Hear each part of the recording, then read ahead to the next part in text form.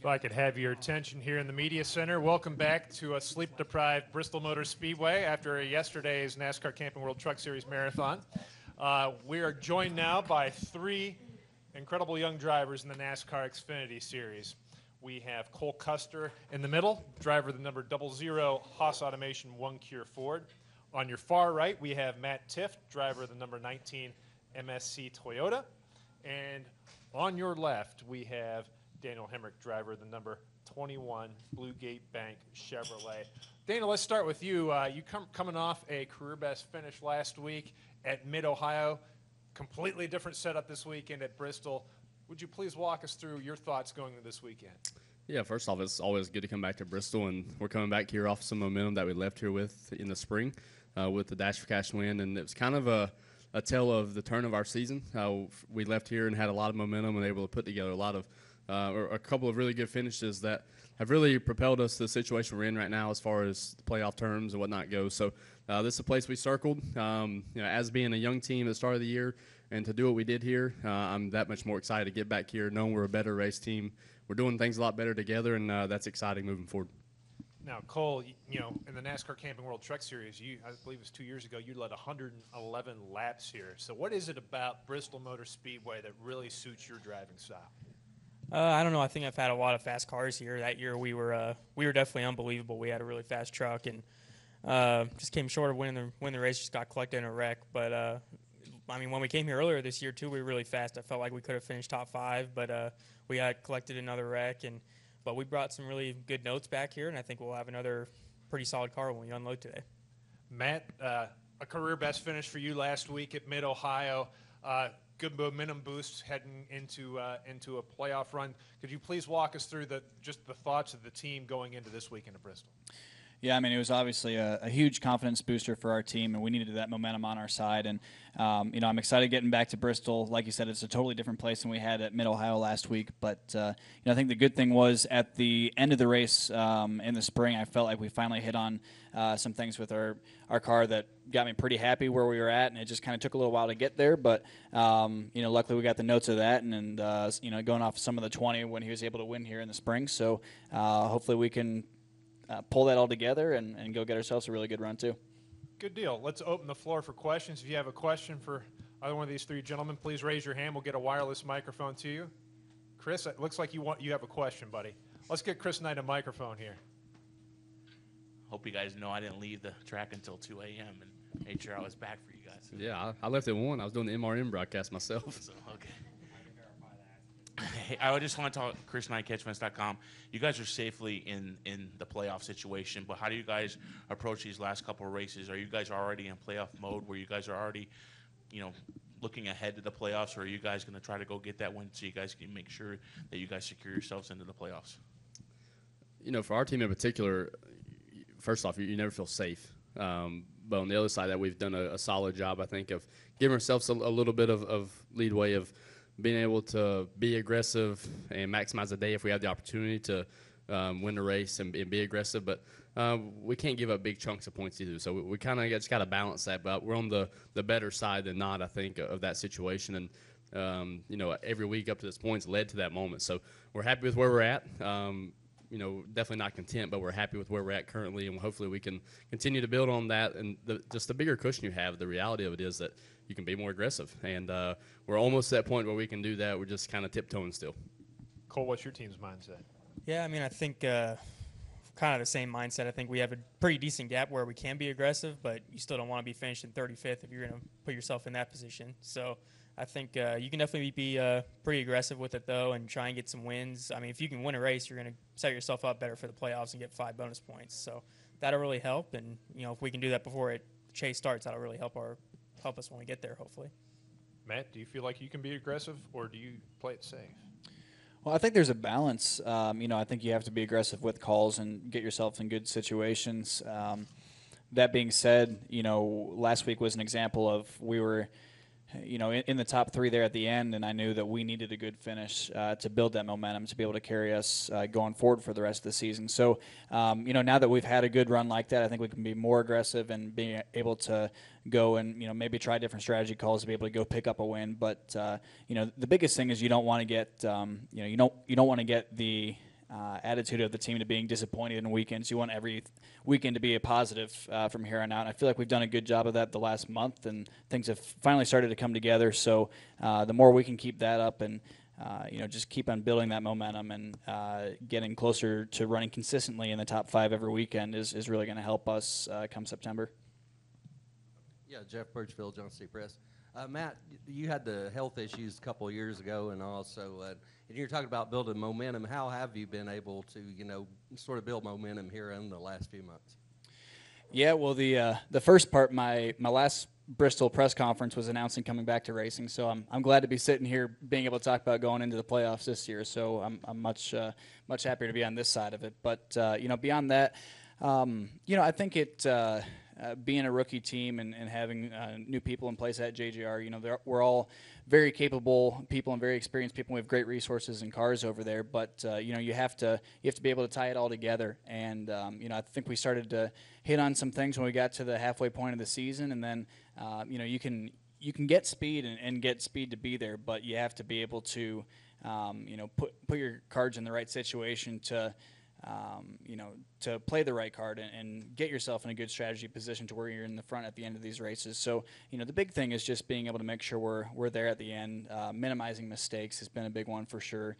But, the more we've gone along, I feel like we've gotten better and better each weekend to where, weekends before Mid-Ohio, I thought we were getting really close to having a great run. So it's cool to be able to pull together last weekend and hopefully keep it going. Kenny Bruce with NASCAR.com. I got a couple of questions for all three of you guys. Do you remember when you were younger than you are now? Were you race fans? Were you fans of particular drivers? And do you remember having any interactions with those drivers? Let me go first. Yeah. So, being from Kannapolis and DEI was 10 minutes from my house. So that was always cool to be able to drive by there and see, what this guy from Kannapolis had done for himself. I tie that into being, 7 years old, 7 or 8 years old. I can remember watching the Bristol night race here, actually sitting on the foot of the bed of my dad's, bed in their living room, in their bedroom, and thinking to myself, man, this is an incredible place to watch a race. That's like my first memory of like in NASCAR and Bristol in itself. And then the race follows suit. He goes on and moves Terry Labonte out of the way, spins him, and that's where we got the old rattle his cage quote. So I can remember that very vividly, and that's something that's always stuck with me.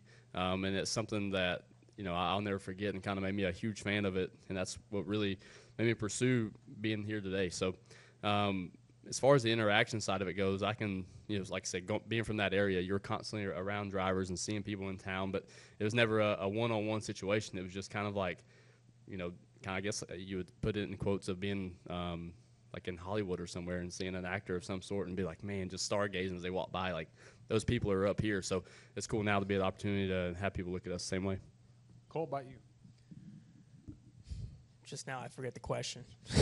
But When you were younger, growing up, do you remember, were you a fan of NASCAR, and did you have any interactions with any drivers that you might have looked up to, or just anybody you would run into? yeah, I mean, my dad was in the sport and everything, so I was always a big fan. I would watch the races instead of hanging out with my friends, on Sundays. So that was big. And then, I'd come to the races a lot of the time too. So I was always a big fan of Jason Loeffler and Johnny Sauter, and I like those guys' personalities and just how they raced and everything. So it was you definitely have a lot of good memories, going to the racetrack with your dad, and just especially Bristol. I mean, Bristol is always the race that you look forward to the most pretty much the whole year. So it's awesome to, come back here and kind of be the guy now. I mean, like, be one of the guys and that are people look up to, I guess, now. For me, I remember I was probably, same age Daniel's talking about, 6 or 7 years old, and I wasn't, I still had a bedtime back then, so my one, I wasn't allowed to watch any night races except for Bristol. I was allowed to watch until halfway, and if I was good that day, I was allowed to watch the end of the race. So, that was a big one in the summer for me, because I'd always be real excited about that, and the next week you'd be starting school, which I hated. So this was like the big celebration one of the summer. But I was always a big Jeff Gordon fan back then. I remember all the battles with him and Rusty Wallace. So this was always the highlight of my summer, just because I actually got to stay up late for one night. Okay, now to bring all that full circle, you guys are the next wave of young drivers coming in. in your opinion, fan interaction being so important, we hear about it all the time. What do you guys do to interact with fans, and what do you think NASCAR could do or maybe should do better to help bring the fans closer to you guys? I feel like the coolest part about NASCAR is how we're able to interact with the drivers and fans and how they all come together. And, you asked me if I'd ever had that interaction with those guys. I never had that. And not say that the options weren't there then, but they weren't as right in front of our face as they are on a day-to-day basis now with social media and media pushing us in general as much as it's being pushed nowadays. And, obviously I'd be lying if I said I wasn't disappointed with the way everybody talks about the sport and the way it's – everybody says it's on a downhill slide, but I feel like the competition is better. Our interaction with our fans is higher than it's ever been. I feel like everybody's doing their job and everybody's pulling on the rope the same direction to achieve the ultimate goal of bringing the sport back to even better than what it ever was. So, I just feel like we got to keep going the same direction. Right now we're in a very pivotal spot in the sport that, if everybody starts slacking off just because they're not seeing the instant results of ratings and whatnot, then that's going to be the downfall.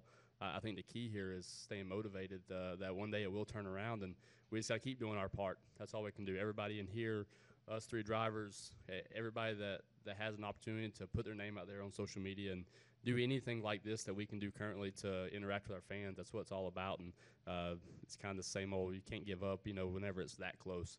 I feel like we're that close to being able to turn the corner as a sport.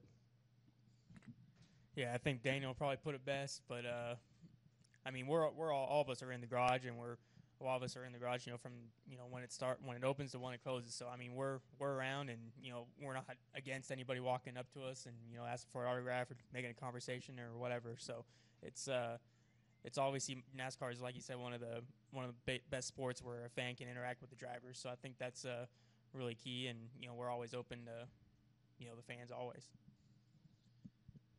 For me, I think the unique thing, like Cole said, is that you do have fans being able to come up and talk to us. Obviously, you're not going to go to a football game and go on the sidelines and say, hey, can I get your autograph? You're not, they're just going to get mad at you. So I think that's the one really unique thing about NASCAR. Obviously there's a difference where we're at now with social media than we were back in the day. I think you had the superstars of NASCAR that were, way up here, but now you get to see inside the lives of those people in social media. So that's a huge part of what we have to do now to be able to interact with fans and, do Q&As on there or just stop by and say hi to fans. I think it's like Daniel said, we want to see this, see NASCAR turn around. Obviously, we all got involved and were fans of it when it was at its peak and saw how great it can be. And I think we still see it as that. And like you said, the competition is great. And, we all want to be able to have long careers where we can be successful in the Cup Series for a long way to come and have the fan base back with that. So, obviously we're always open to ideas if we can help too. It's part us and it's part, making sure, we're just putting on a great show for the fans and interacting with them. So hopefully we do that well, and I'm sure there's always ways to do it better, but obviously we all want to bring back. Yeah, Matt, you brought up a good point too, just to kind of touch on what you said is you talked about the elite guys. That's what's also interesting is that, I can remember my time of, we all started racing that you had those elite 5 or 6 guys and then the elite 5 or 6 before them and for them. But nowadays with the way fans can interact at such a totally different level that it's not just those elite guys. You can see guys that maybe are more than capable of racing at this level and being that guy but haven't got the right opportunity. They can still interact with their fans just like that elite level guy. So the opportunity to market yourself and brand yourself and have that interaction is a totally different level. And I think I'm just thankful for that. I think we all are, and I think everybody in here owes that to everybody that's come before us for that reason. Chris? 3 months down, 2 to go, as far as this grueling 20-race stretch. How do you guys feel like that you guys have yourselves have performed as drivers, and how do you guys feel like your teams have performed? It's been up and down. I think we started out in the middle of that section. We were pretty good. We started getting some consistent runs, and we're showing a lot of speed and everything. And these last few races for this stretch of the road courses in Bristol and everything, I've been looking forward to for a while, but it hasn't really gone the way that I planned. So we've had road speed at both the road courses, and just haven't really finished it out very well on my part and everything. So I think we're looking to go to Bristol and hopefully finish this 20-week stretch off, starting it here and end it off strong. I think we'll have a good shot at that too. Yeah, for us, we've all ran in the truck series at some point, and Cole and I doing it full time. It's like you go through a stretches where you don't race for so long. And the Xfinity series, in this particular grind that we're in the middle of, this stretch, the good thing about that is when you have a rough day like Cole was mentioning, or even a good day, you can't dwell on it or stay celebrating, because you got to turn around. You got to flip really quick. And I know for us to do our jobs and prepare for the next week, that turnaround starts immediately after on the plane ride home is what it seems like, because you don't have that much time. Here we are Thursday. We just raced 5 days ago, so it's definitely a situation where you've got to stay tough, and I think we've all done the right stuff to prepare ourselves. And I know my team's battled, and what the guys back at the shop, those are the ones that it's incredible to see what they're doing. I mean, they're turning our road course cars around in 2 days, 3 days, working Sundays, doing whatever it takes, just because they think that's our best opportunity to perform. So those guys don't get enough acknowledgement for what they do throughout this stretch. And it's one thing for us, right? We go to the racetrack and we deal with everything the way it comes and the waves of performances up and down. But the ones that no matter what, they got to be there to turn our cars around. That's pretty incredible. So my hats are off to those guys, and hopefully we can do the same thing and finish off this stretch really strong. I'd definitely echo what Daniel said there. I mean, I think it's well known that that our crew guys don't get enough credibility for what they have to do and what they have to sacrifice for their families to be able to make our race teams go and to be able to do what we do. To answer your question, Chris, in the beginning of the summer stretch, I thought we started off all right. We kind of hit a few rough patches, and like I've said, I've thought since then we've kind of been on an upswing with speed, and I think we struggled with that in the beginning part of the summer. And I think the interesting part for me was the beginning part of that of the 21, 22 week stretch, whatever it is.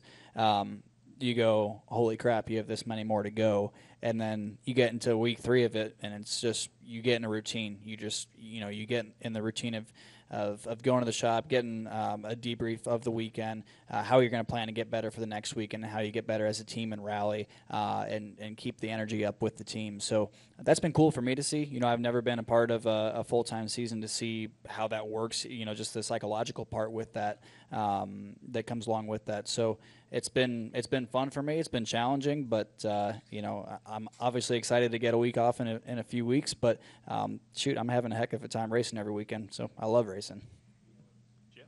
Hey, Daniel, you were talking about being from Kannapolis and Dale Sr., what an influence he was. Of course, this weekend sort of honoring Dale Jr. Just talk a little bit about Dale Jr., your interaction, and what all he's meant to you being from that area. Yeah, I mean, he's done an incredible job of, taking the fan base and had everybody kind of latch on to the next Earnhardt, and that being himself, and what he's been able to do with that fan base and how he's grown that fan base has been truly incredible to see. It's something that it's not made for everybody, and he didn't exactly pick to be that person, but he's done it with pride, and he's done it. I feel like done a great job of it, and all of our fans in NASCAR can really attest to how good of a job he's done and whatnot. And that's been really cool to see from my point of view. Obviously you hope one day to have a following like that. And, obviously all the remarks in the media the last couple of days of what he has or hasn't done for the sport's one thing. But at the end of the day, what he's done is incredible. And I thank him for it personally. And like I said earlier, we all have a lot to owe for that. So hopefully I'd like to see him have a good run here. I know his fans would like to see him have one. Well, gentlemen, I know you've got practice here at the top of the hour. I really appreciate you taking the time to join us today. Good luck tomorrow night. Yeah, thank you. Thank you. Thanks, guys.